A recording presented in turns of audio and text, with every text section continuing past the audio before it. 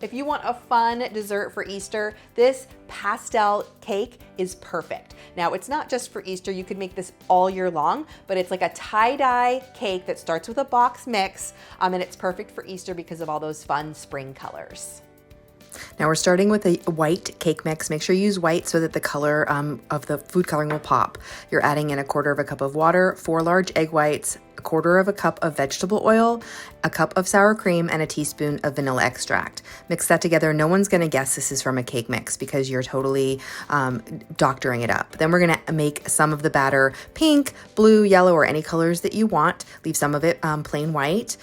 Put the white cake mix in first and then drop the colored cake mix on top. And then we're gonna use a toothpick or a long skewer to kind of swirl that in and make it nice and tie-dye.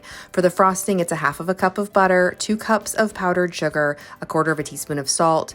Then once that's crumbly, you're gonna add in a teaspoon of vanilla and some heavy cream or milk. And then you're gonna frost your cake. See how easy that is? You could also use my homemade yellow or vanilla cake recipe for this. I love using the box because it's just so simple.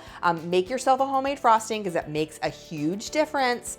This is fun for Easter, fun all year long. Leave me a comment and let me know what other fun cake recipes you want to see. Follow me for more desserts and keep watching for even more recipes.